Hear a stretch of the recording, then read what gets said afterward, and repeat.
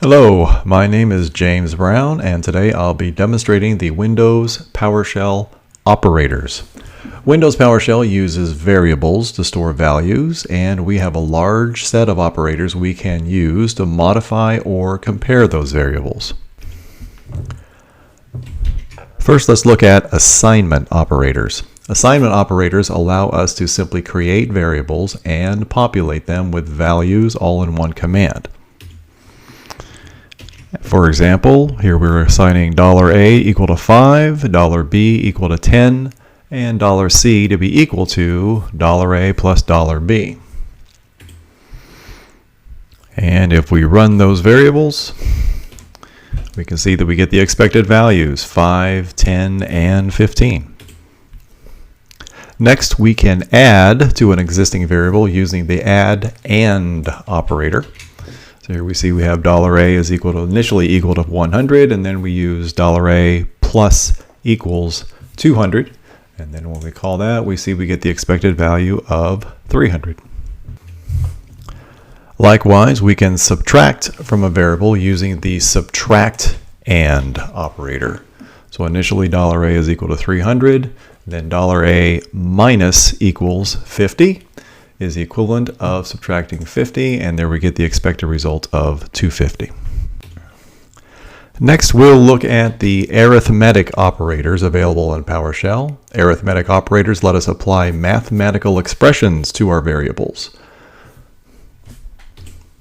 For example, let's assign $A to be equal to 5.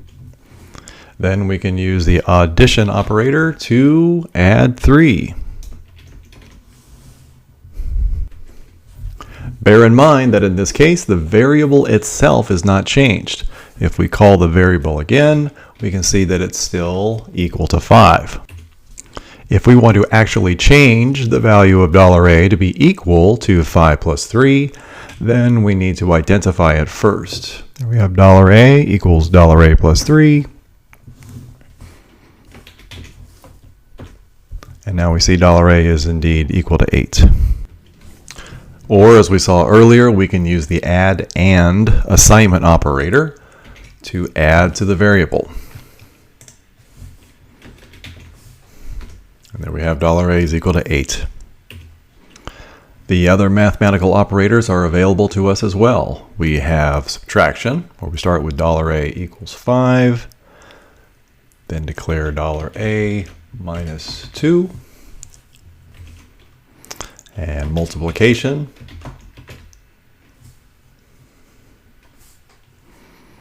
and division. And there's modulus, in which we divide the first figure by the second and return only the remainder.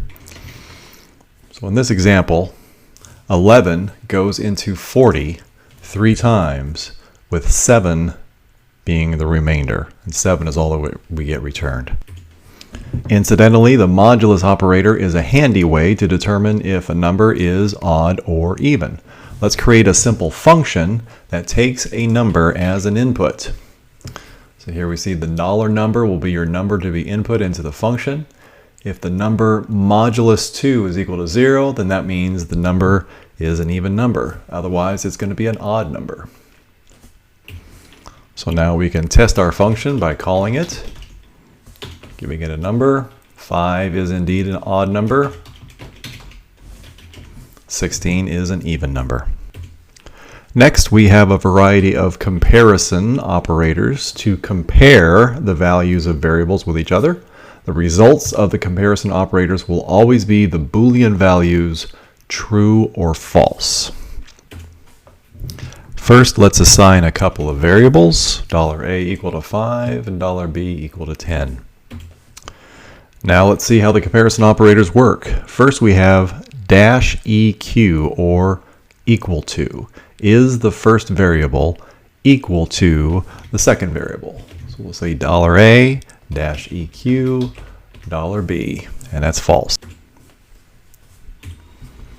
Then we have -ne, or not equal to. Literally, is the first variable not equal to the second variable? And we find that in fact it is true. There's -gt, or greater than. Is the first variable greater than the second variable? False.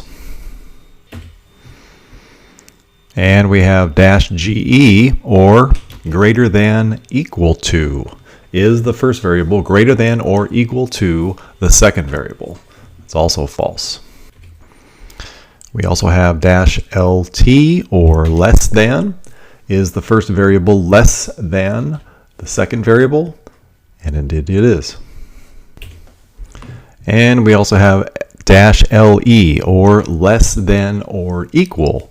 Is the first variable less than or equal to the second variable? In this case, it's true. One potential mistake made by PowerShell novices is confusing comparison operators with assignment operators.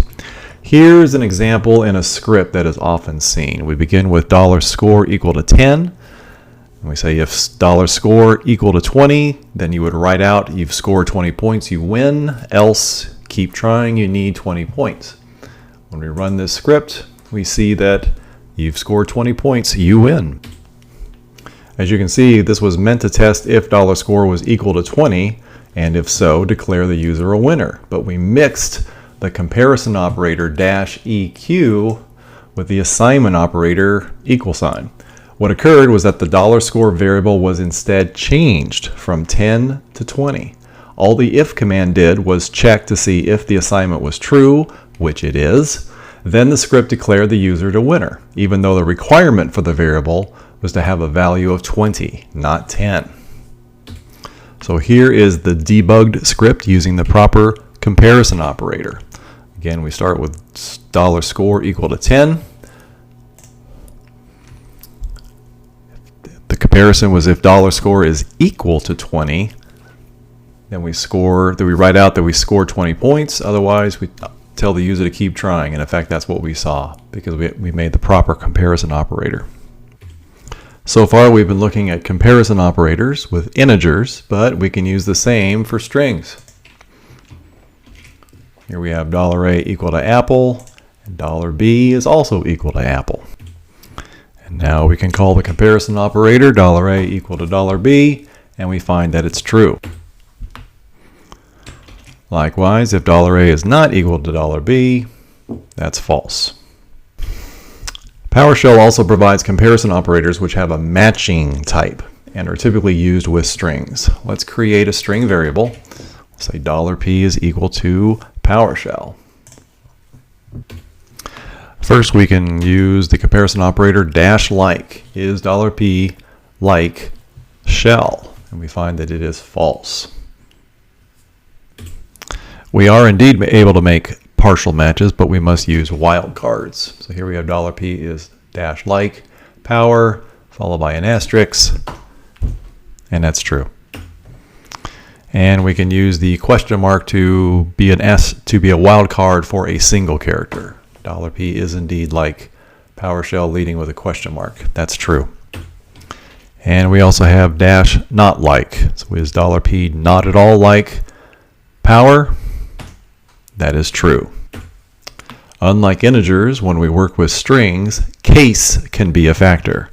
Here we'll have two variables. $A equals automation with a capital A, $B equals automation, lowercase a.